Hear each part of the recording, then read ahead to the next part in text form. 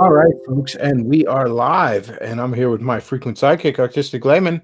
Hello, everyone. And yeah, I see people in the chat like, when are we starting? And I don't know. The party don't start till I walk in. All right. So we got a few things to talk about this week. What should we get to? First of all, Detective Pikachu. We'll briefly touch on this. I talked about it a little bit during the week, but I know not as many people watch the weekday shows. Although I will say, I had a 4.5 hour snowed in Thursday show that y'all could really check out. It was fantastic. It was great. I highly recommend it. But yeah, Detective Pikachu. I don't really know how I feel about this. Well, that's not true.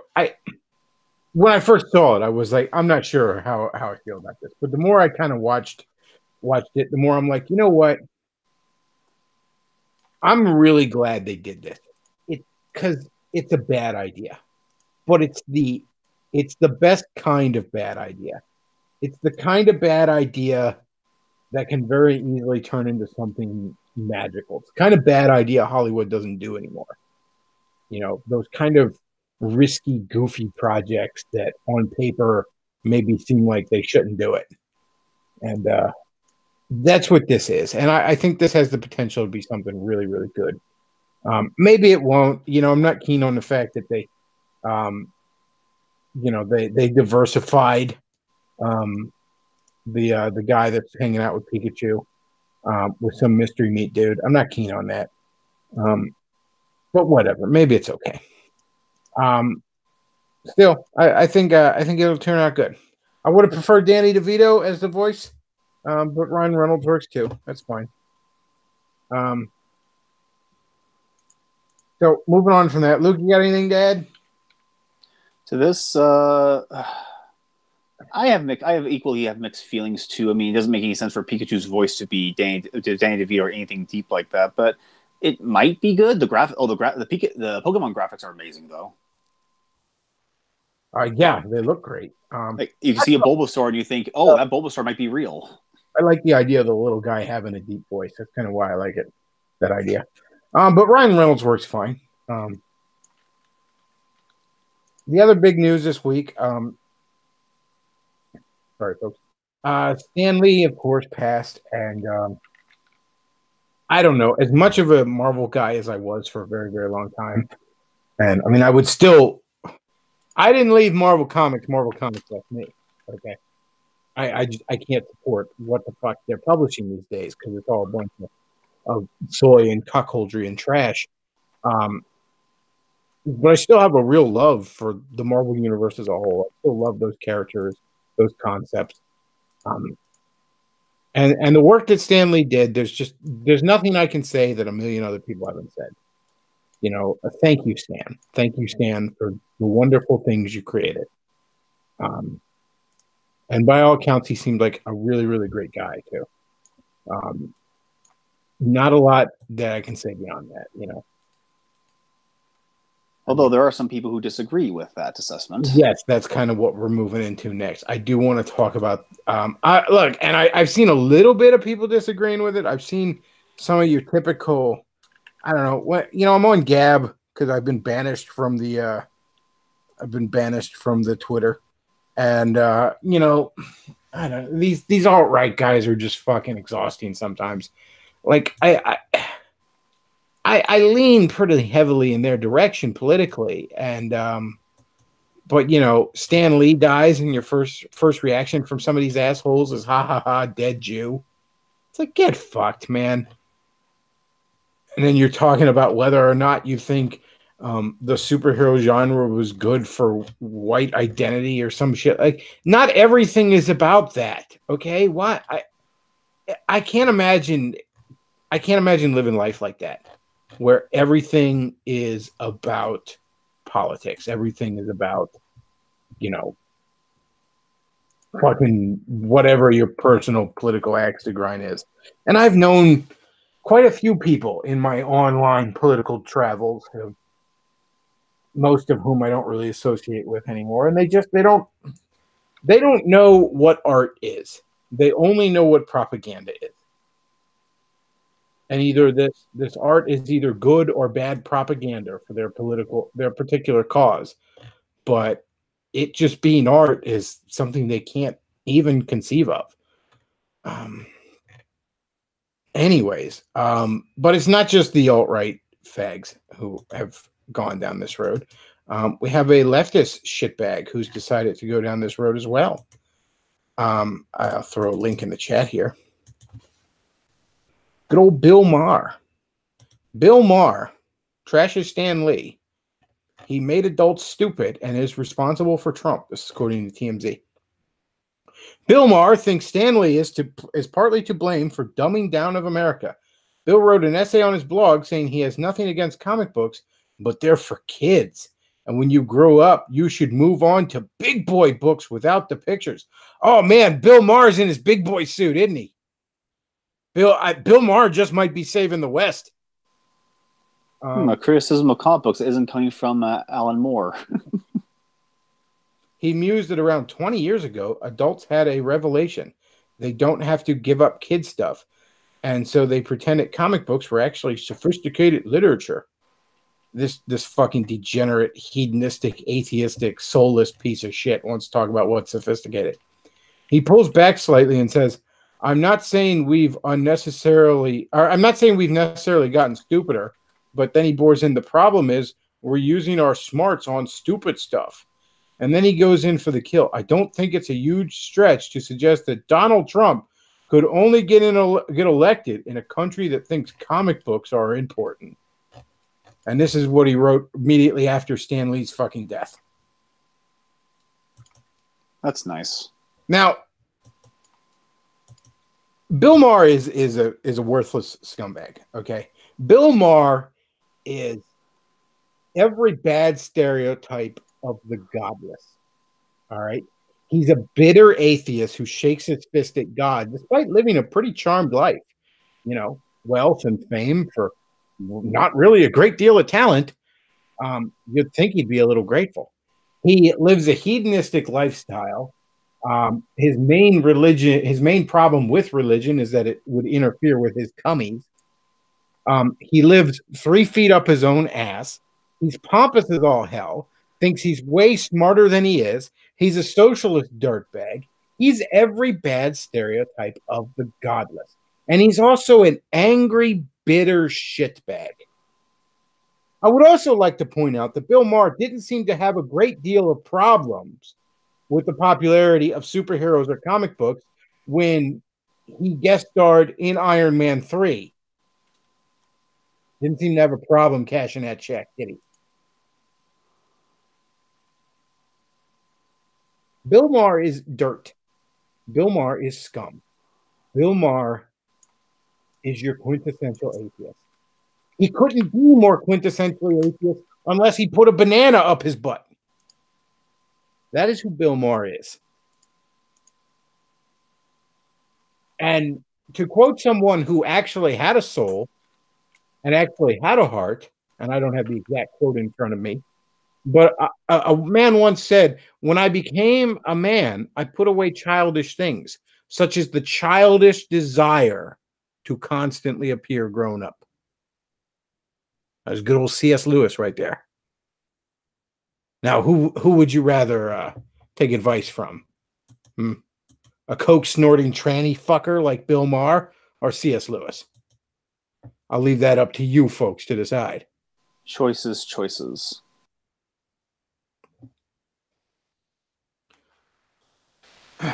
What a piece of shit. Like, right after the guy dies, too. Oh. All right. I always remember what the old Southern Avenger said in regards to Bill Maher and his movie Religulous. He said, the most dangerous fanatics are the people who have the most faith in themselves, whether it be their own interpretations of God or the insistence on their interpretations of anything. That's Maher in a nutshell. Yeah. And you know, Bill Maher's act might have fooled some people back in the Bush years. Like I'm the smartest guy in the room might have fooled people, Bill, back when you were interviewing a bunch of dipshit neocons on the Republican side. But now that routinely people like Ann Coulter make absolute fucking fools of you, and even she's a bit of a neocon, like nobody buys it anymore from you. Like outside of the handful of shit libs with their New York Times subscriptions, nobody buys it anymore from you, Bill. You know you're on the fucking wane, all right? I'm pretty sure Soros money is the only thing keeping you on the air.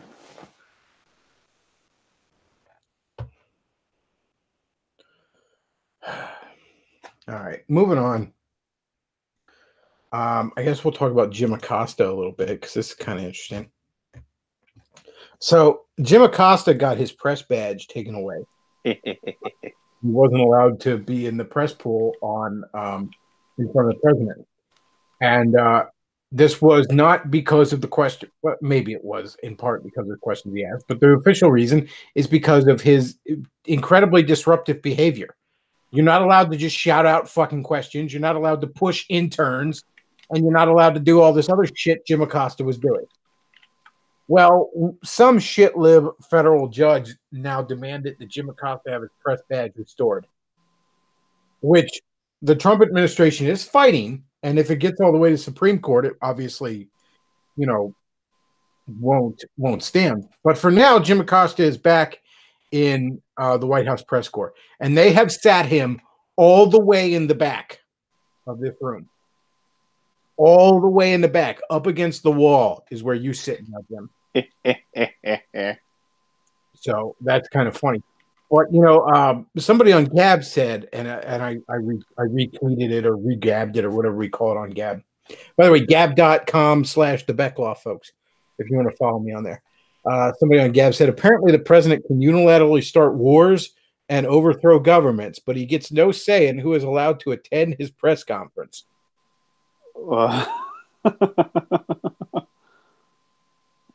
Yeah, so I mean, I don't know what else to say about that, but like, I just thought it was worth noting. I hope they take this all the way to Supreme Court. I hope that he is completely thrown out of there, and I hope they replace him with somebody from InfoWars. I hope they replace him with fucking Andrew Anglin. How about that? That'll make a big old shitstorm. I don't even like Anglin, by the way. I just think it would be funny. All right. And another thing to talk about, and this, go ahead, Luke. What were you going to say? Let me see if this plays. Mr. President, will you stop calling us the enemy of the people, sir? Will you stop calling the press the enemy of the people, sir? Mr. President, will you stop calling the press the enemy of the people, sir? Look at the expression of that. Was so perfect. Oh, that made my night. Oh, that made my night. They're turning around and going, shut up. Shut your commie mouth.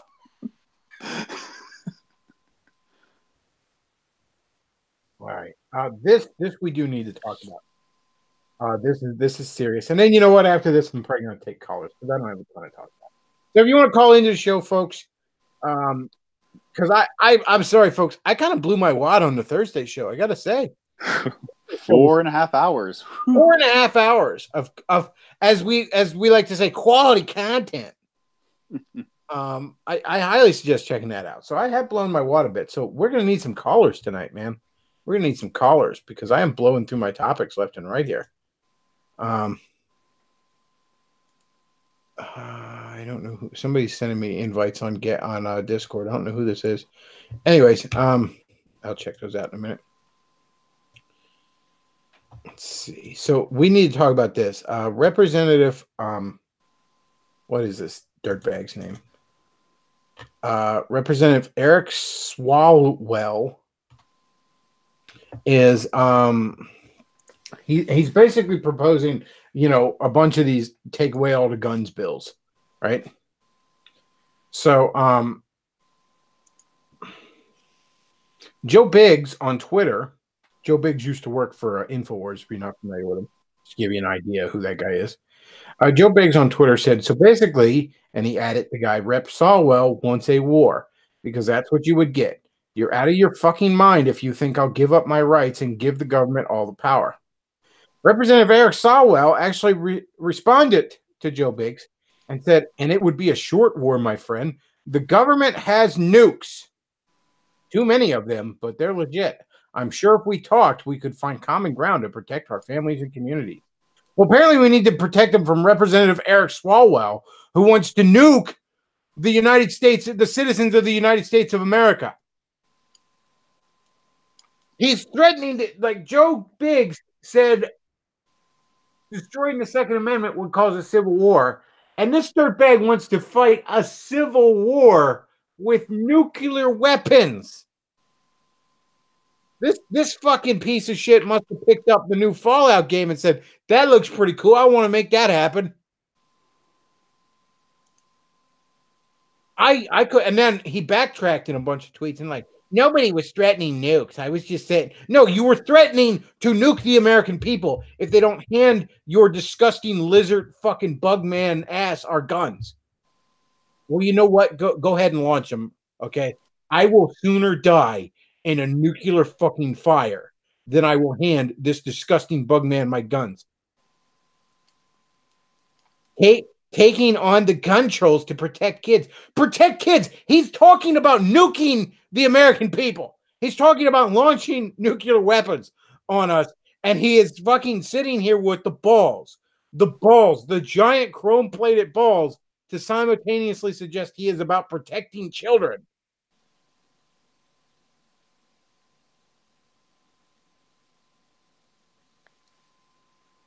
And of course, he's from California. Warning, my frame of reference for the next 10 years will be Disney movies. It's funny, I don't hear Bill Maher complaining about how this guy likes kid stuff.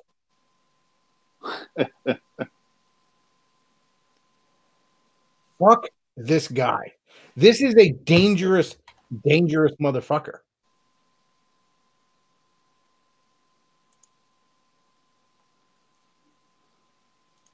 He would rather, and don't let him walk that shit back. You saw what he said.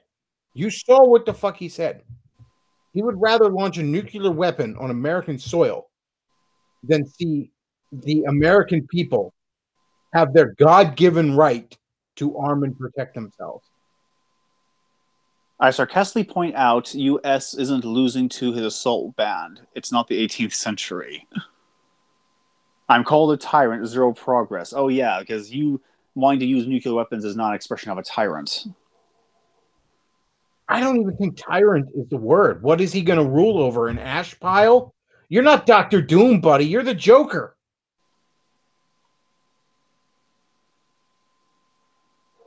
What a piece of filth. What an absolute piece of filth.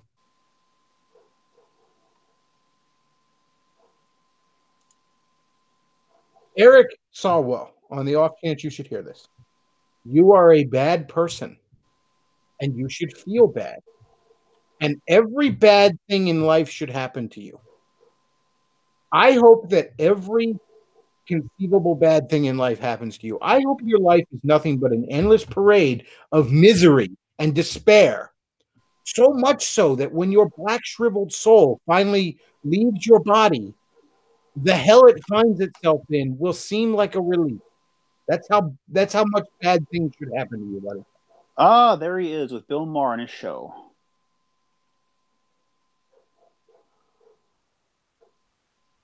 This is what these people are, folks. This is what the Democrats are. That's what the left is. Okay.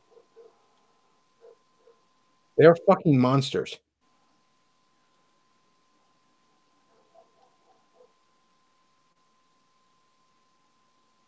There's no getting around it.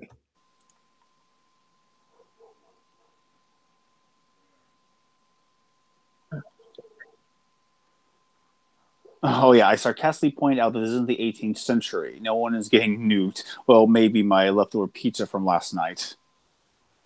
Oh yeah, you just keep walking it back, man. I know.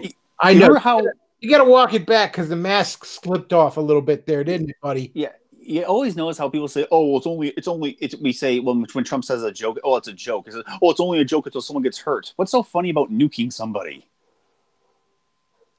About nuking your own nation. I need to take your guns so I can keep you safe. I don't want you to take my guns. Then I'll kill you. How is it keeping us safe? Oh, God forbid we use sarcasm. Oh yeah, you can't. You can use sarcasm all you want.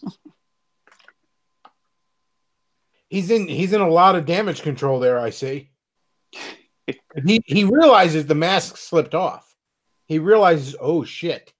Oh shit. I just kind of tipped my hand a bit, didn't I? Yeah, you did, cocksucker. You're just lying and inflaming the issue, but hope you get more followers. Yeah, sure.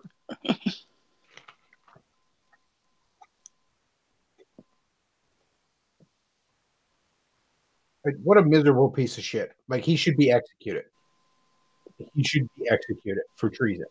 He just, as an elected official, suggested nuking the American people. If we were a sane nation, this guy would be in Gitmo right now. Here it was. Don't be so dramatic. No one is nuking anyone or threatening that. I'm telling you that it is not the 18th century. The argument that you would go to war for your government if an assault weapons ban was in place is ludicrous and inflames the gun debate, which is what you did, which is what you want. You fucking did say no. You better not mess with me. We have nuclear weapons. No, I'm not threatening to nuke you. What the fuck sort of word games is this shit? Oh wow! Alternative Hypothesis had a video suggesting that if the judges do something stupid, we could be simply one step away from Donald Trump being the first emperor of America if this keeps up. Good. I hope so. And I hope that this motherfucker gets thrown at a Marine One. At this point, I welcome it. Yeah, fucking do it. Maybe that's the only way.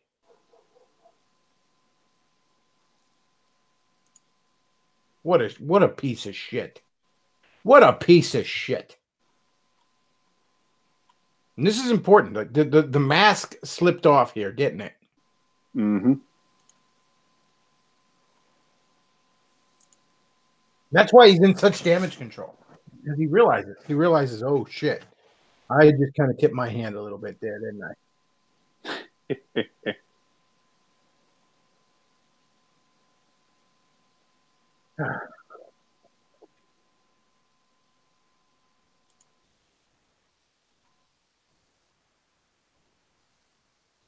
Um,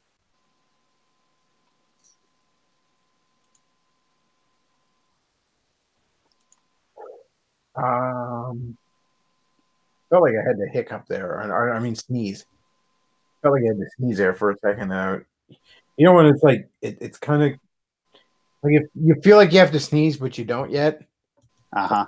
Kind of stuck in that.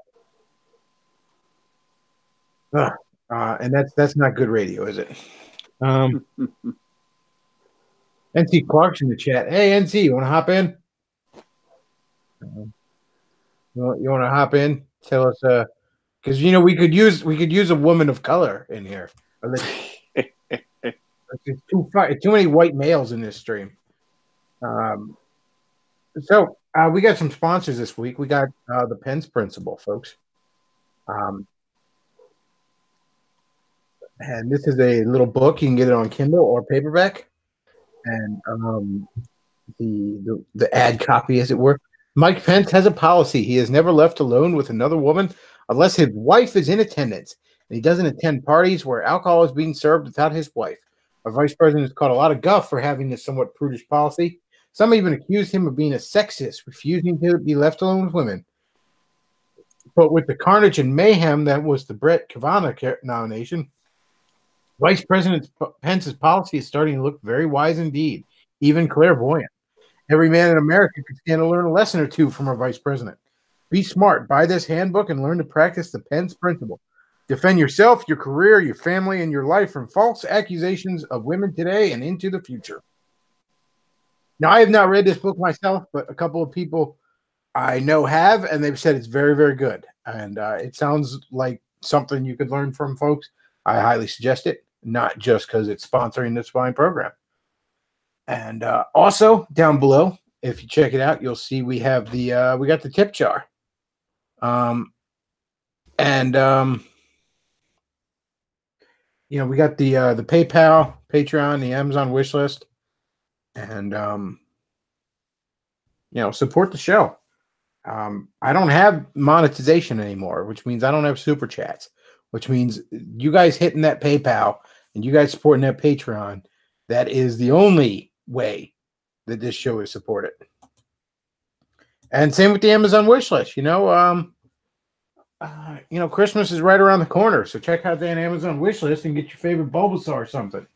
So I do mention that I will review stuff that I get off the Amazon wish list, and I do have a number of books and games I want to try and finish before I can review that people have gotten me. And just today, somebody had gotten me, our listener Jerry had gotten me a Gizmo Duck action figure off my Amazon wish list. Luke, I don't know if you can bring it up. It's on you've seen the pictures. See if you can bring those up for us. Very cool toy. Yes, this is actually extremely cool. I have gotten from this line. It's from Funko, and they do the pops and all, but they also do pretty decent figures. And the figures they do, they're sort of, you could argue they're sort of cheap, but they're also kind of meant to be throwbacks to those old. This is what a Gizmo Duck action figure would have looked like back in the day if one existed. It's got some decent articulation, a little bit of articulation at the elbows, over at the shoulders. The arms move up, down. The head, you can move up and down, side to side, little ball joint in there. You can move them at the waist. The wheel actually goes. I don't know if you can hear that, but yeah, his little wheel actually goes. And he comes with a stand because obviously he wasn't going to be able to stand up on his own. Looks really nice on the bookshelf. It's a really cool toy. I would have loved to have this as a kid. But looks great on the bookshelf. I got Darkwing Duck off the wish list a while back, but I didn't even end up keeping that. I didn't like him at all because the sculpt wasn't good. He wouldn't hold his gun. He wouldn't stand up. I don't know if it was just a bad one I got, but I ended up, my buddies that have the comic stand, I ended up selling them to them. They sold it as one of the loose figures they sell. But this is pretty damn cool. So thank you, Jerry. This made my day. So like I said, I review anything I get off there, even if it's just a figure. So if you like DuckTales back in the day, you'd probably like to have this. So let's see what else we got to talk about. I'm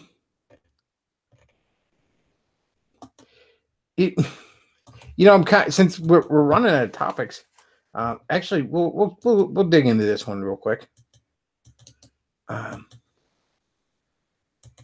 Sorry guys, I kind of blew my wad on Thursday.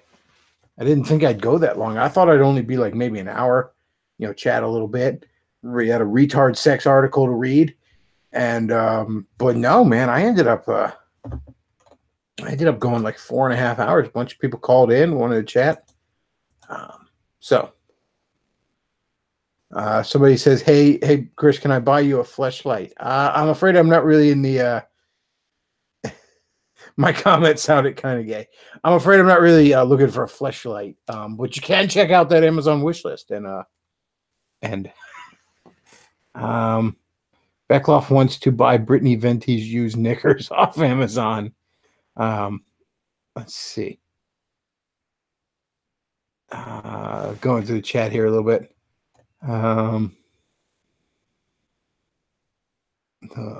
NC, grab that microphone. No, apparently she's over at a friend's house. She's I think she's over for looking. I think NC is attending an orgy tonight, so she's not going to be available. All right, so we got a little blog, a little article someone sent me. I'll throw it in the chat here, Luke, and we can read through this, see if there's anything of interest to talk here. This is the number of witches in the U.S. on the rise may surpass 1.5 million. A report in the Christian Post contends that the number of witches and Wiccans has dramatically increased since the 1990s to the degree that there may be at least 1.5 million witches in the United States, which is higher than the 1.4 mainline Presbyterians. The practice of witchcraft has grown so significantly in recent decades. Those who identify as witches has risen concurrently with the rise of witch aesthetic, reported the Christian Post in October, citing data from Quartz, a Trinity College study, and the Pew Research Center. Between 1990 and 2008, the number of Wiccans in the United States grew from 8,000 to 340,000, according to 3 religious surveys conducted by Trinity College in Connecticut. In addition, the Pew Research Center reported in 2014 that 0.4% of the population, 1 to 1.5 million Americans, quote, identify as Wiccan or pagan, unquote. Quote, it makes sense that witchcraft and the occult would rise as society becomes increasingly postmodern, unquote, said author Julie Royce, formerly of Moody Radio, told the Christian Post. This is off of CNS News, which is a Christian thing. I think it's the same organization that used to do the 700 Club, or maybe they still run that. I don't know. I don't watch TV anymore, so I couldn't tell you if the 700 Club is still on the air. The rejection of Christianity has left a void that people, as inherently spiritual beings, will seek to fill. Roy adds that witchcraft is especially attractive to millennials because it has been, quote, effectively repackaged, unquote.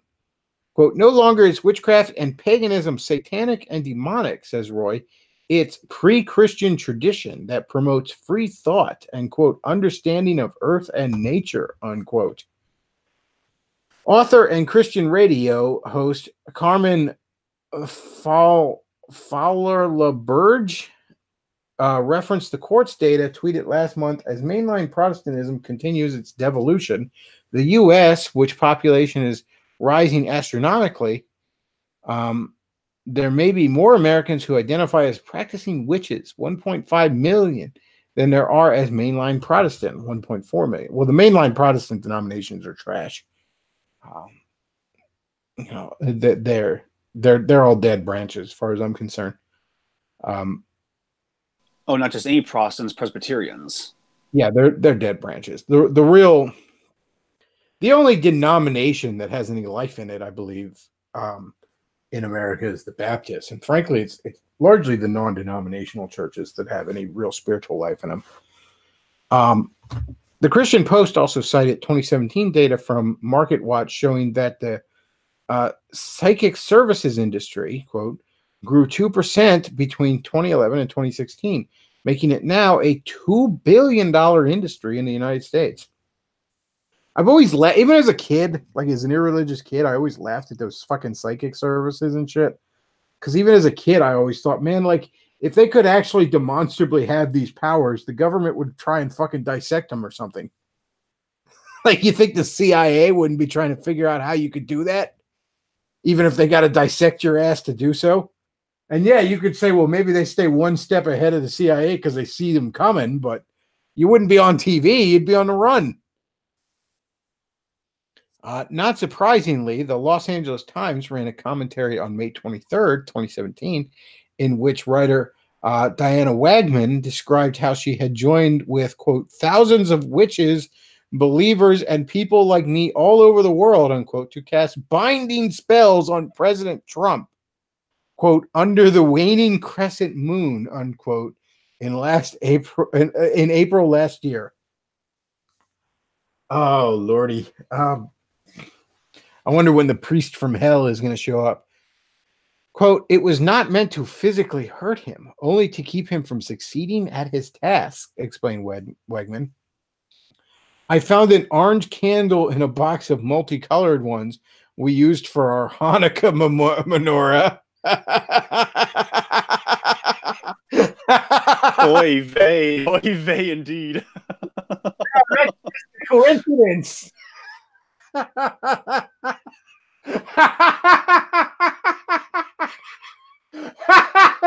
Of course, because of fucking course. We used for our Hanukkah menorah. Oh man. Because of fucking course you did. I printed the required tarot card off the internet and propped it up I cut an unflattering photo of POTUS out of the newspaper, and I burned it while chanting the words of the spell. I plan to complete this ritual again. Welcome to post-Christian America, where witches and their blinding spells against the president are welcome and promoted by the liberal media, ravens of a feather. Oh, that's a nice way to end the article. That's clever. Oh, Lordy. Because of course. Because of course. Oh, jeez. Like,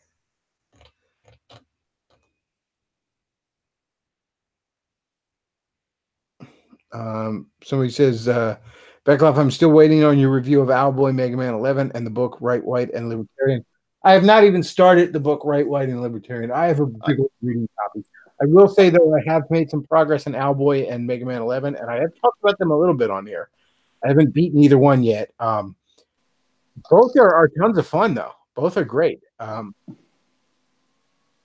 sorry, what were you saying? Oh, I wonder if the author, Michael Chapman, is how aware he is by putting that quotation in on the site. Jeez. I mean, she did. I mean, Diana did say it. So this one right here in the picture, she did say those things. So he didn't bother to censor it out.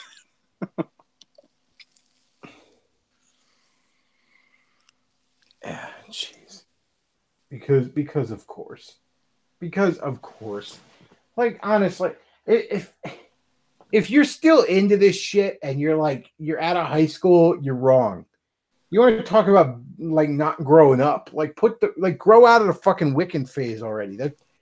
Jeez.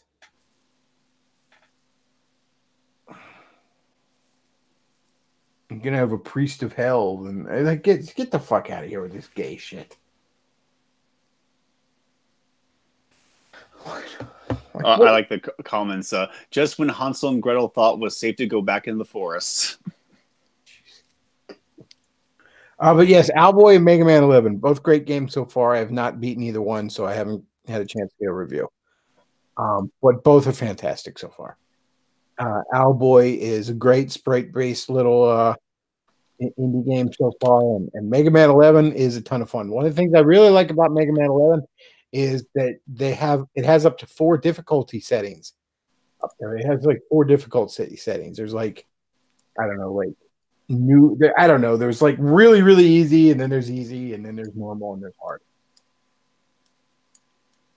Which I rather like, as I was, it helped me get back into Mega Man a little bit there. I was on the easy setting because Mega Man games can be kind of ball busters. So far, though, it's a lot of fun. Though Bounce Man stage can eat my ass. It isn't even hard so much as it's annoying. Like, Bounce Man's strategy is to waste your time. Does somebody want to call in? Somebody does want to call in. Yes, I have been desperate for callers because I've run out of shit to talk about. I really have, folks. Like I said, I blew my wad on Thursday. I know I wasn't gonna, like, for a while I wasn't gonna do the weekday shows because, again, what ends up happening is I just kind of blow my wad for the Saturday show. But the problem was obviously right after during the week we had the thing with Stan Lee dying and all that, and I felt the need to hop in and talk about that after work. And then, of course, Thursday, I was snowed in all day Thursday, folks. I didn't go to work. I did not go to my day job, which kind of sucks because I don't exactly get paid for the snow days, but at the same time, it was not worth risking life, limb, or my vehicle to get to work because it was a fucking nut house out there where I'm at. Nobody was ready for the snow. PennDOT wasn't ready. Most people weren't ready. Everybody's slipping and sliding. And I know the problem with a lot of people, and it's a problem I would have had, is I don't really have tires for the snow yet. I got summer tires and they were a touch worn. I've needed to get new tires for the winter. I've just been trying to save up scratch for it, that ain't the cheapest thing in the world. And I just wasn't ready for a snowstorm in fucking November. So I stayed home. I didn't go nowhere. So that's why I ended up having a 4-hour goofball stream, which turned out really great. I do highly recommend it, folks. One of my best shows. All right. So if somebody wanted to call in, I will send him a link and he can hop in there. But anyways, Mega Man 11 is great so far. What was it? Owlboy's great so far. I haven't even gotten to white, and libertarian yet. I have a fucking reading pile that I'm plowing through. And that's actually normal for me. I do like to be reading multiple books at a time. Read a little bit of one, then a little bit of the other. I kind of prefer it that way. But yeah, I have a reading pile that's not part of it yet. Like I could send Luke real quick a picture of my reading pile.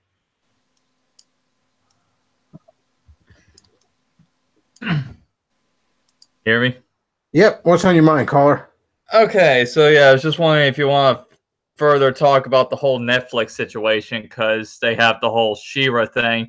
But as I mentioned on Gab, have you been keeping up with the current Witcher series? Which if to my knowledge, I don't even think they've started filming yet. But let's just say, I mean, I followed a little bit of it. I know they have a bunch of diversity cast members, but like I've never got into the Witcher games.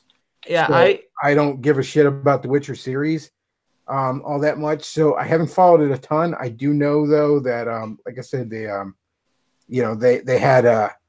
have a bunch of We Was Kangs, We Was the Witchers involved in it. So sounds awful. Yeah, they're trying to so they tried to make it, and if Luke can get an image so you can see the differences, they tried to make one of the characters. I'm not as like up to date on The Witcher. It's just me watching like a complete car crash. They wanted to make Ciri black, which if you know anything about The Witcher, you'll notice that Ciri's not just white; she is white. And even before though the casting, they showed a picture of I'm going to use massive air quotes here, writers.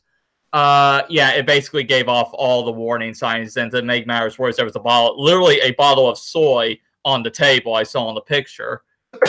Because of course there was. Yeah, and it's based in California, so you know it's going to be cancer. The writing team is.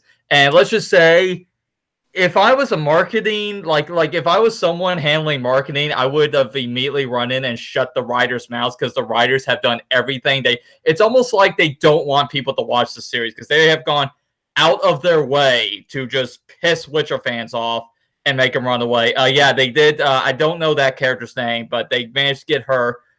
They also gave like a mystery meat girl, Triss, who is a redhead, and I've actually been noticing a pattern that SJWs don't like redheads. Am I the only one picking up on this? Well, that's because SJWs don't like beauty, and there's no more perfect version of the female form than the redhead. So, but yeah, because in She-Ra there were 2 redhead characters that they also got hit with the diversity bat.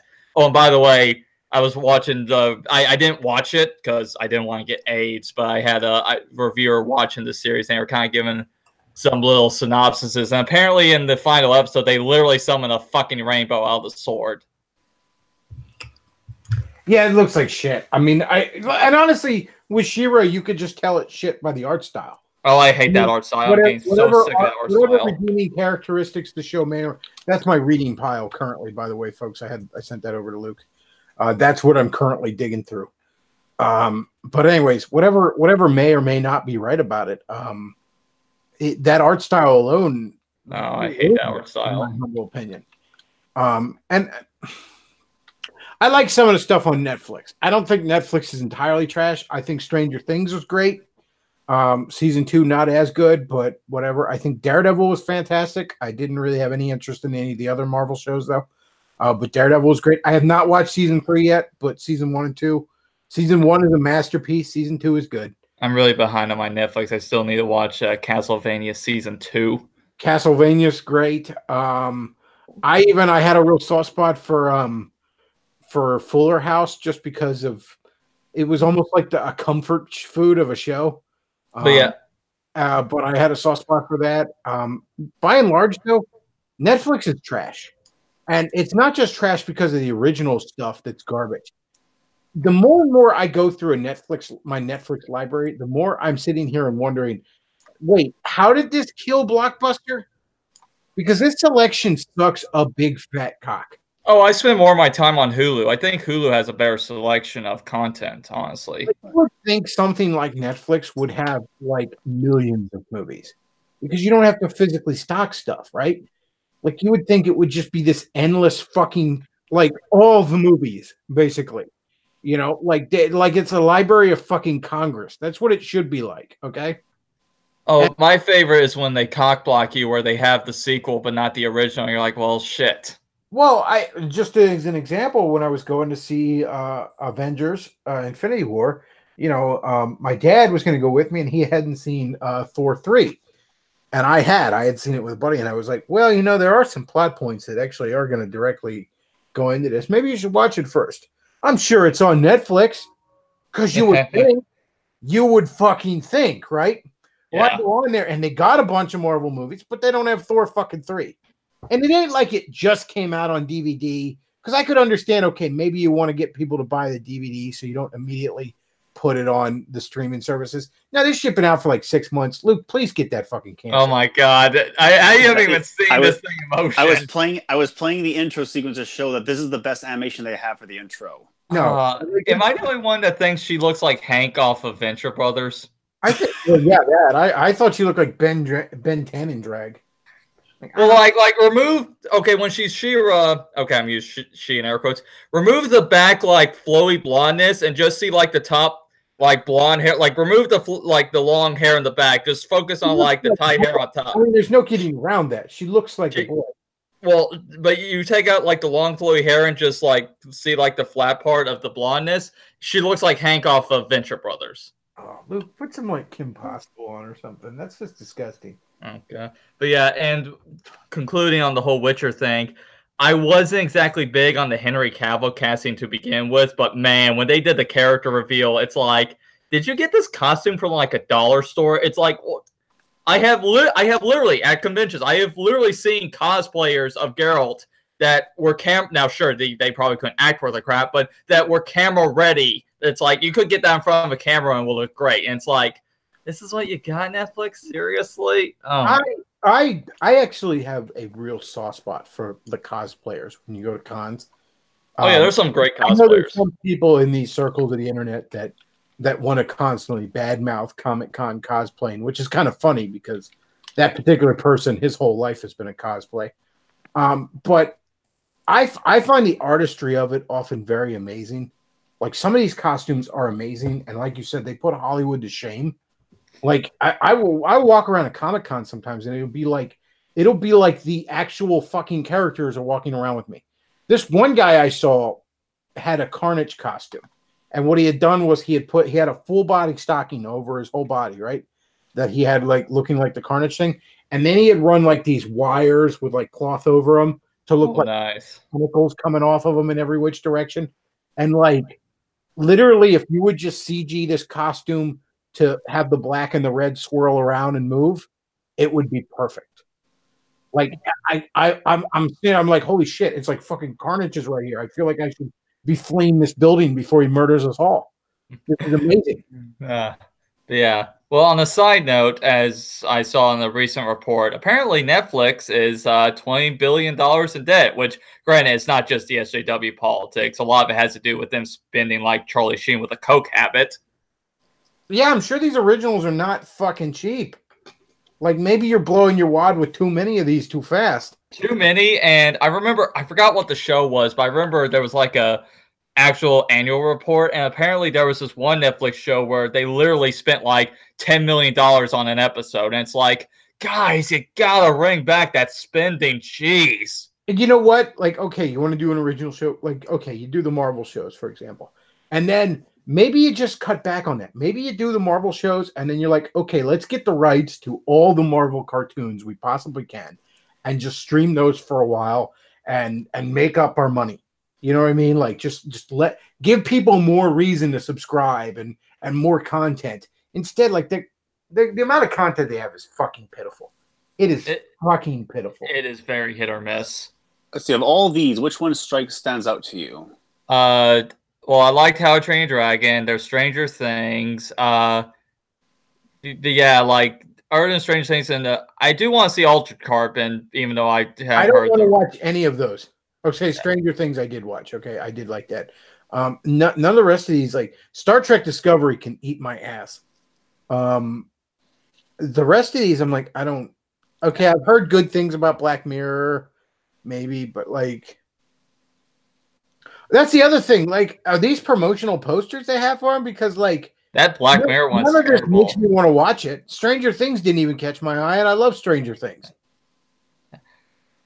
Oh yeah, that was another thing I remember about the production. Netflix doesn't have Star Trek Discovery here. It's on that CBS All Access, but it's they paid for the international rights. But one of the things of why CBS didn't give two craps about Star Trek Discovery, as far as like management, was basically Netflix paid that whole series. Like they paid for the production, and just another part of the whole them overspending, because they're like, oh boy, a Star Trek series, we're going to pay for the whole series. It's like, boy, I bet you felt that buyer's remorse. All these shows are show it in the country where Star Trek is the most popular. Yeah, Netflix paid for the international rights, but CBS wanted it locked in their CBS All Access. I'm interested in the series of Unfortunate Events show, just because, like, I never read those books, but I saw that Jim Carrey movie and kind of liked it. So I wouldn't like seeing a show based on that. Yeah, it's much more faithful to the books. I will say that. I've read if it's going to be a show, it's going to be able to include more stuff. You know, if you're trying to crunch everything into a 90-minute movie, you're going to have to chop out a lot. Yeah. I don't know. I kind of been meaning to, like, I sort of want to watch Luke Cage, but I just never like seem to care enough. And I mean, I'm a big Marvel guy, and I like Luke Cage as a character, and I've heard good things about it. I just, whatever. The only thing that got me to give Daredevil a shot is Daredevil's one of my absolute favorite characters. One of the things we need is a Netflix that's not run by a bunch of soy boys. Dude, we need a fucking world that's not run by a bunch of soy boys. Oh yeah, everything that's not run by fucking soy boys. Yeah, but what I mean is like let's say there's a huge market of movies out there that don't toe the line, that don't care about political correctness. Like there needs to be some company that does that, like maybe a Chinese company or whatever. Yeah, there's one company, and I wouldn't say that they're like red-pilled or anything like that, but they definitely don't seem to give much of a fuck about political correctness. I'm not sure how you pronounce their name, or say their name, I should say. It's like 1E Entertainment or E1 Entertainment or something like that. They're the company that put out movies like A Christmas Horror Story, or they put out Iron Sky, the movie with the moon Nazis. Yeah. Or they put out Cosmopolis, and then there was another one where Devil's Rock, where it was like a Nazi that summoned a succubus. And they're just a lot of B schlock movies, but they're really well done. There's a lot of heart in them. They're not indie films, but they're not big budget studio. They're that sort of middle market of movies that is almost dead now. Like the middle market of entertainment in general is almost dead now. There's no middle budget things anymore. There's either the struggling indies or the big AAA studios, and that's true of video games, that's true of movies, that's true of everything right now.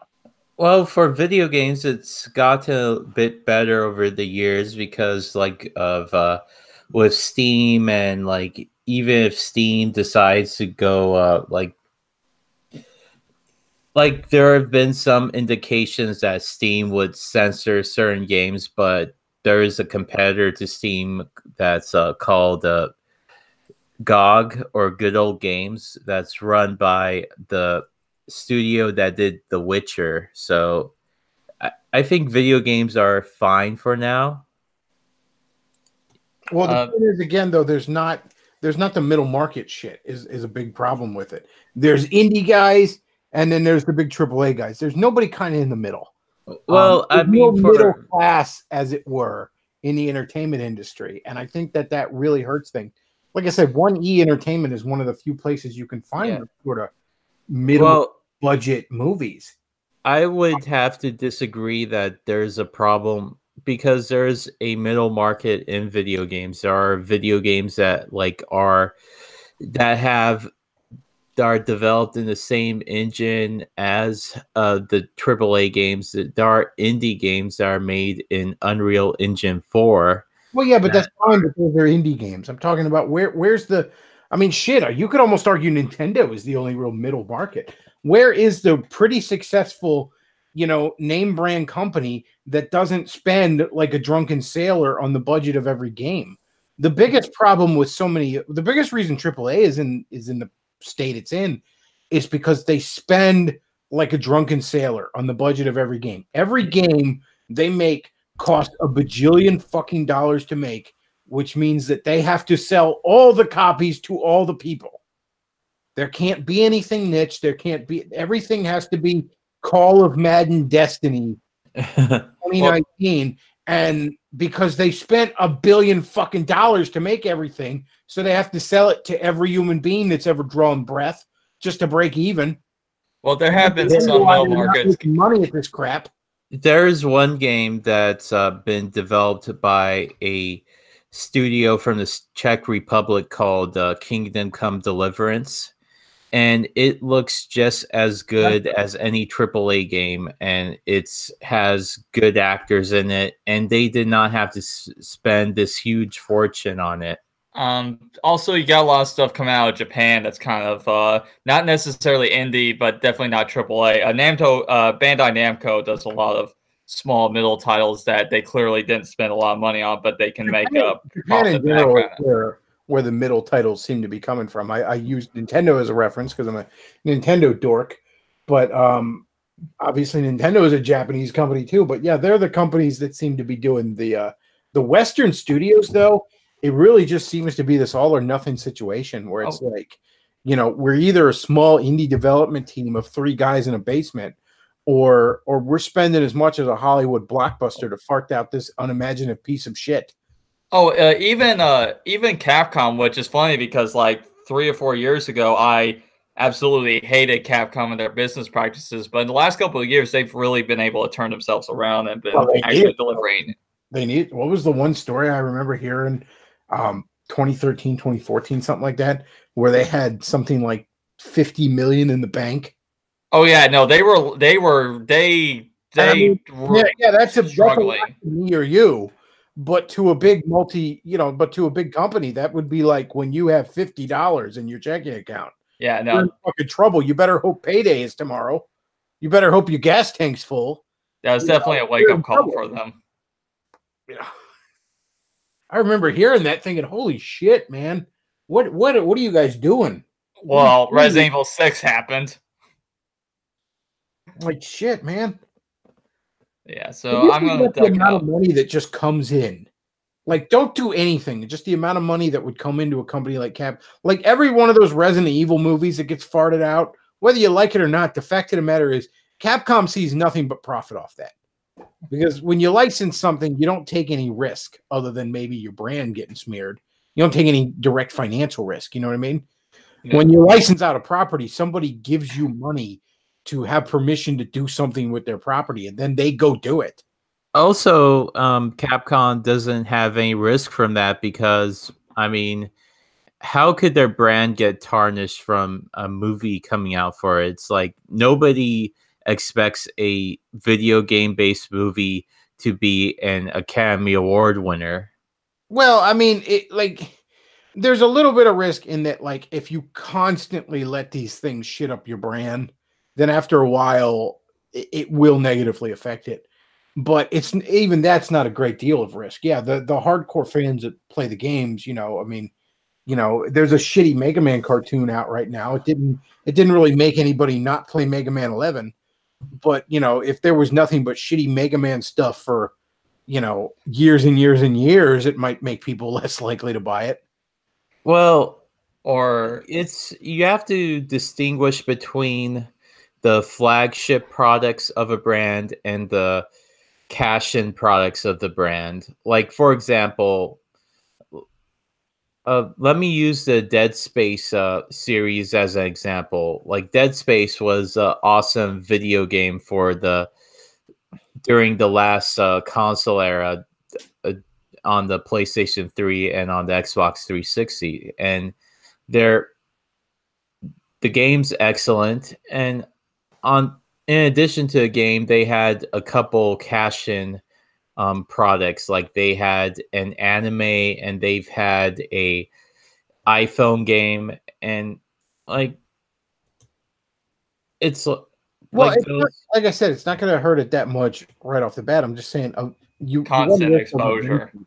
Yeah, Yeah. I mean, if like 10 years went by, and then after 10 years, if you said Dead Space to somebody, the only thing they thought of was a bunch of shitty fucking animes and mobile games, and then like a new Dead Space movie or game came out, like a proper one, people might be less likely to buy it because Well, they barely know that there was this other that Dead Space was ever this other thing. I'll give you a good example of this from as a Nintendo fanboy. When Donkey Kong Tropical Freeze came out, there was a really interesting thing where a bunch of people were mad that Rare was making another Donkey Kong game instead of a Metroid game, going back to Metroid. And the one reviewer I made an interesting point. He said you have to remember, like, for a lot of people that are old enough to remember Donkey Kong Country, like, they see Donkey Kong Country as this viable franchise that should be continued. But for people a little younger than that, when they see Donkey Kong, all they think of is that goofy guy who's in who's in Mario Party games and Mario Kart. And they don't necessarily see it as, even if they liked Donkey Kong Country Returns, they don't see it as a viable franchise on par with maybe, say, Metroid. And he used the analogy. He said, "Now imagine if Ocarina of Time came out and it was this, and everybody loved it, but then ever since then, Link has been nothing but a character that appeared in Mario Kart. People might not be as keen on the next Zelda game. In other words, if you're not keeping the franchise alive, people eventually forget about it. And you have to remember, there's people, there's people born every day, isn't there? So there's always going to be, people that they're not even really old enough to remember the glory days or something." Well, that's one of the mistakes that PlayStation has made, is that like they've lost all like of their franchises, in the sense that like Tomb Raider used to be their franchise, but now it's like Tomb Raider's on every platform, and Crash Bandicoot used to be like their Crash was supposed to be their Mario, but now it's on every platform. It's like they don't really. I saw the lineup of games on the PlayStation Classic or whatever, their little attempt at the NES Classic and all, and I'm like, this is one of the shittiest lineup of games. I can't imagine anybody is going to buy this. Like, nothing I thought was on there was going to be on there.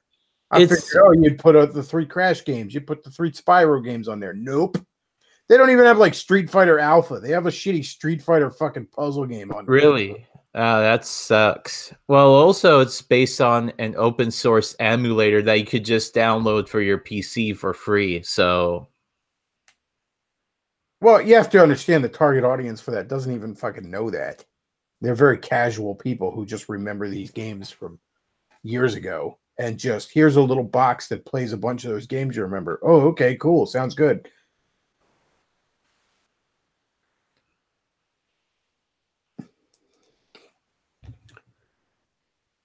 Let's see. About an hour. Yeah. The one thing I want to talk about is how, like, I mean, you guys kind of touched on it, that this issue from different angles, but the main thing that I want to talk about is basically how, like, game developers these days are just like, they're very sensitive to criticism.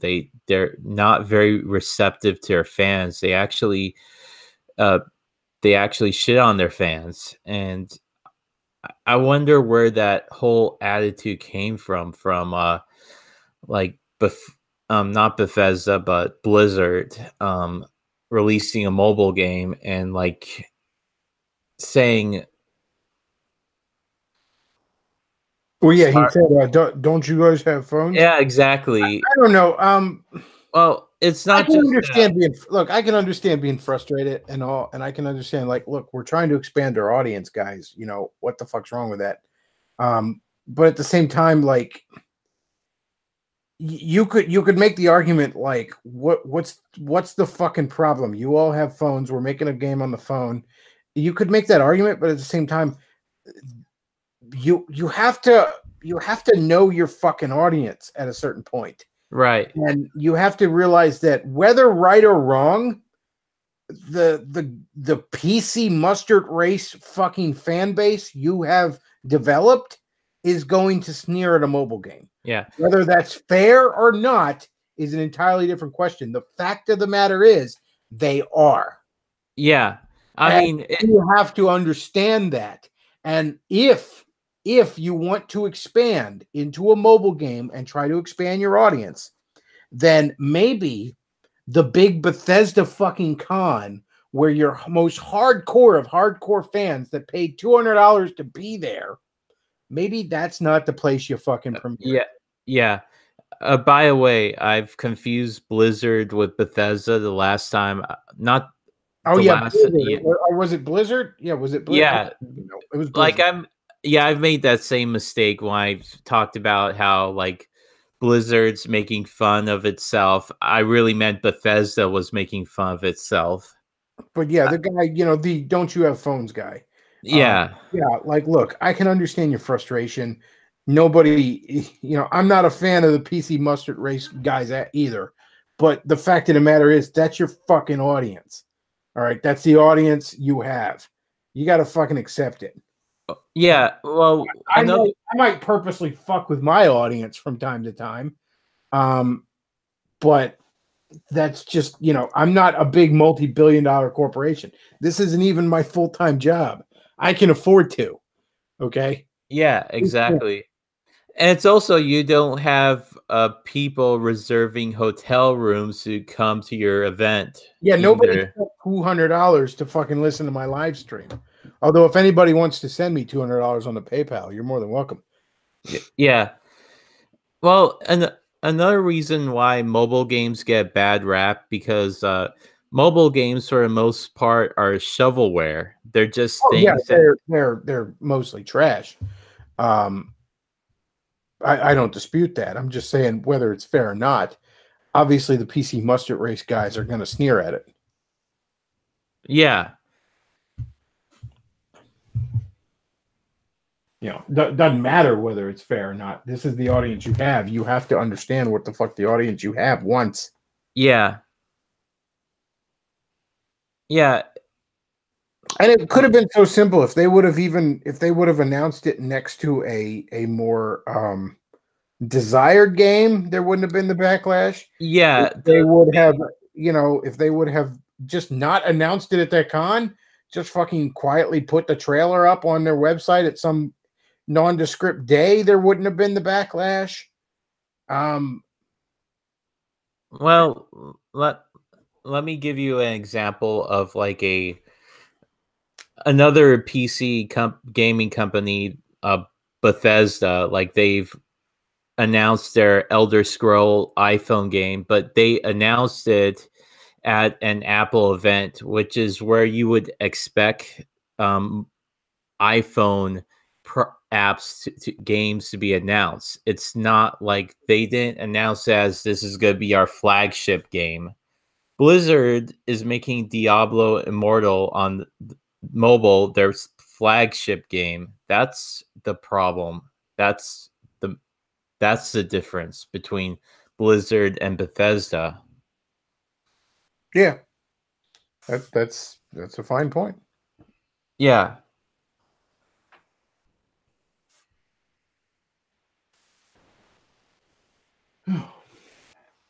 Let's see. Going to the chat here a little bit.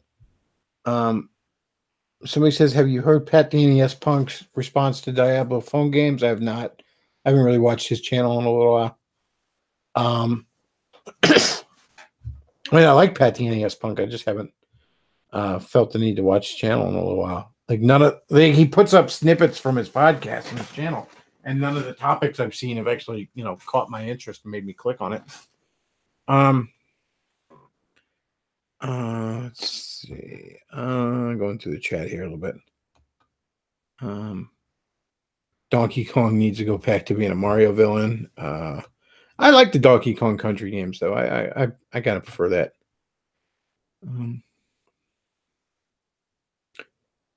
I couldn't help but notice that most of these movie covers have women or pox on them. Yep. Luke Cage was canceled. That was only after 2 seasons. Let's see. The Stretch Armstrong cartoon is pretty good. I didn't even know that was a thing.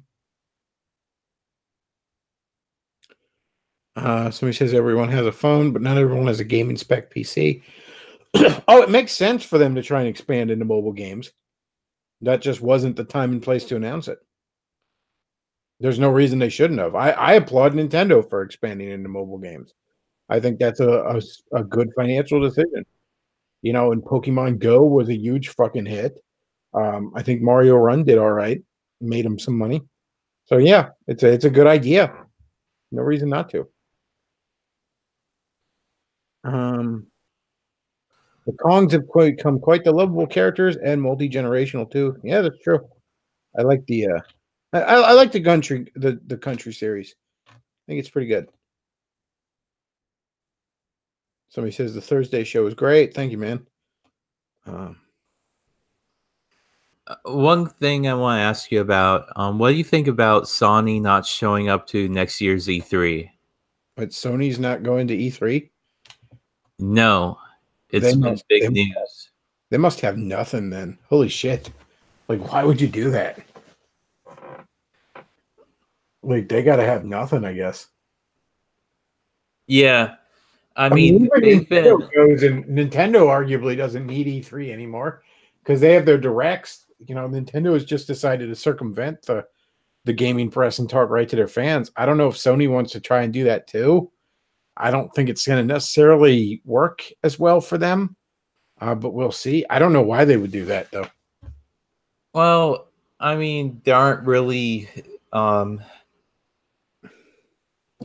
like, the only hardcore Sony fanboys I know about are just, like, toxic people on the internet that you should just avoid like the plague.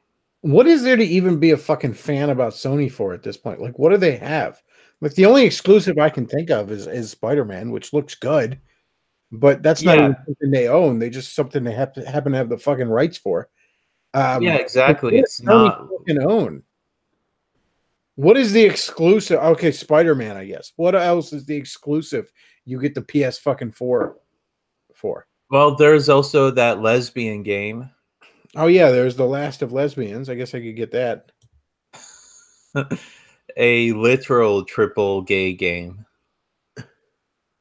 Somebody says, no, Sony is being censored by somebody, and I'm not sure who. I'm not kidding. There are whole games that won't be put out in Japan because of some groups and companies' censorship. That's a story. I don't know what's going on with that then. It's news to me. Yeah, what happened with Sony is that they've pretty much became an American company. They're not a Japanese company anymore.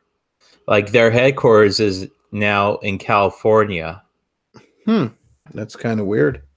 Yeah. Remember the whole Ghostbusters movie with, 3 lesbians and a gorilla? That's been like, that whole thing has been pushed by a Sony executive. Yeah, I guess that was Columbia Studios, wasn't it? That's owned by Studios. So. Yeah.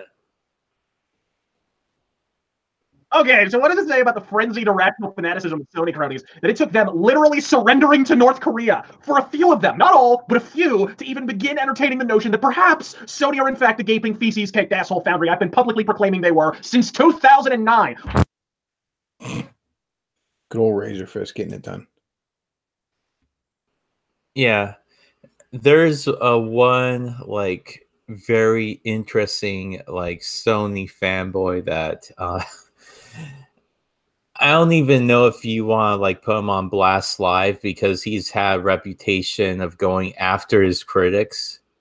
Oh, who's that? I don't know who it is. Yeah, I'm not even gonna Is it mention Movie it, Bob? I don't think Movie Bob is a Sony fanboy. I don't care. You put it, say his name. Oh, now I don't feel like it. Okay. Yeah. Well, I mean, nobody watches this show, so it doesn't matter. okay. I'll mention his name. JTech TV. I'm not familiar with that. Oh yeah, he's I'm not woke on the he's actually he doesn't have a lot of subscribers. All of the videos, if you search on YouTube, all the trending videos are other YouTubers making fun of him for being such a fanboy, especially PC Master Race YouTube content creators.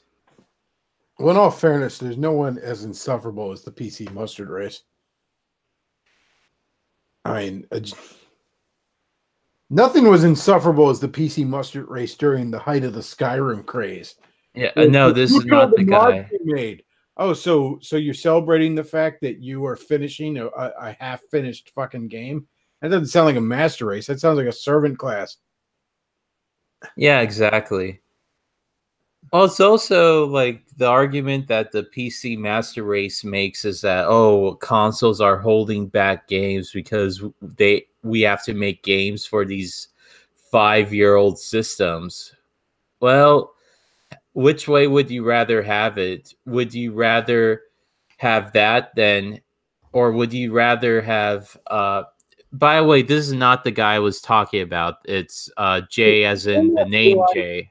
No, do these PC mustard race guys not realize that most of us have fucking jobs and like we do other things other than gaming, like, occasionally getting a shower or going to work or talking to a girl? Nobody has the fucking time, and very few people have the money to fucking set up these PC mustard race goddamn rigs.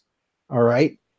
Like, yeah, exactly. The gaming industry would shrink to a fraction of itself if it had to be on fucking PC. Yeah, and like the fact that they can buy this box from the store that is guaranteed to be able to play new games on it for the next 5 fucking years without needing to constantly buy new parts for it. Yeah, it'd be like saying imagine if somebody was like, the entire car industry should only be for those who love working on their cars. Well, then most people don't know how to do shit other than change their tires and change their oil. And most people don't want to know how to do shit other than that. They just want the car to take them where the fuck it's supposed to go. And most people just want to buy a fucking contraption that'll play some goddamn games. They don't want to have to fucking learn about specs and all this other shit. They just want to play some fucking games. Most people just want to play some Madden or some fucking Call of Duty, okay? As much as you might sneer at that shit keeps the industry alive. Yeah. Well, there's also like the opposite end of the PC Master Race, which is like the console peasant, where like this dude, JTech TV, he actually like obsesses over like it's not just PlayStation games, it's PlayStation exclusives. Like he brags about PlayStation exclusives and all 3 of them. What the fuck you brag? Like Spider-Man guy, I guess. What the fuck else has he got? That little sock puppet guy that does on the little platformer. What's that guy? Sock Boy or something? It's Sock Boy and Spider-Man. That's your fucking exclusive stuff. Well, Sock Boy, Spider-Man, and the lesbian. I'm a Nintendo guy. I'm the guy that's got the right to brag about exclusives, okay? Because I actually, the company that built my game machine actually owns fucking game IPs. Yeah, exactly. I contend that Nintendo would be just fine if they stopped making consoles and only made games. Could you say that about Sony's gaming division? Nope. Yeah, exactly. And what's like crazy about this guy is that he keeps tracks of not only like it's one thing to keep track of the upcoming PlayStation games because naturally you own a PlayStation, so you want to know what games are coming up so like you can make use of the PlayStation. He keeps track of the PlayStation exclusives. Like what the hell? Is it just a skeleton waiting for the next one? What the fuck? what what what the hell is your problem? You're keeping I'm track serious. of I could not. Okay, the sock boy thing. I don't even know if there's been a recent one of that. And then Spider-Man. Spider-Man is basically the only PlayStation exclusive I could name. I'm sure there are a couple of other ones.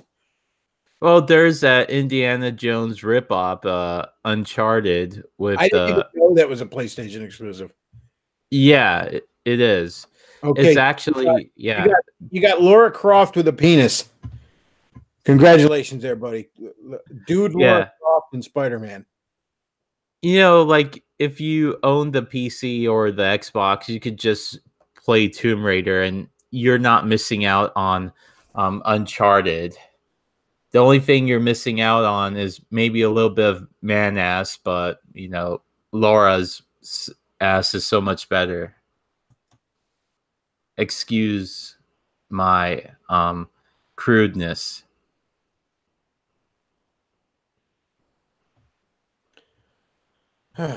Yeah, I don't. What are these? Are these PlayStation exclusives you're showing us here, Luke?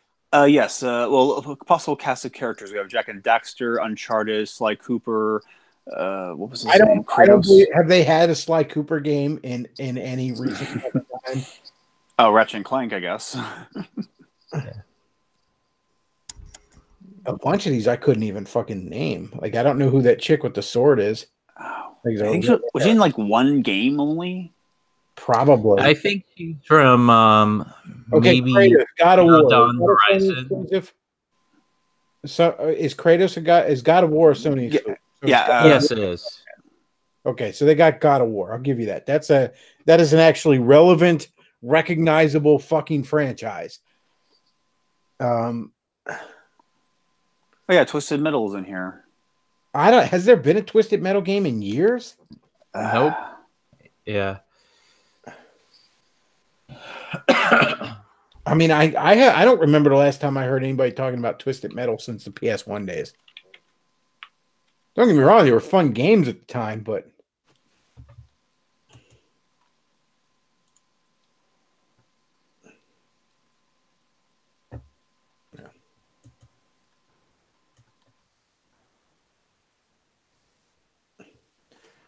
well, I think I'm going to go ahead and wrap this up because, like I said, I kind of blew the wad on Thursday there, folks. Apologies to that, but do check out the Thursday show. Great stuff, man. And if you enjoy the content I put out, do consider supporting the show. You know, we got the PayPal, we got the Patreon, we got the Amazon wish list. This channel's not monetized. I don't think it's likely going to be monetized, folks. I can't even apply again till later this month. But I don't have any kind of high hopes that I'll get the super chats back. I'm sorry. You know, the way YouTube is, I'm lucky they haven't run me out of fucking town. So, yeah, that's about all we got for tonight, folks. I want to thank you all for listening. And, you know, go to church tomorrow morning. You know, y'all motherfuckers need Jesus. So that's all we got for tonight, folks. Bechtloff out.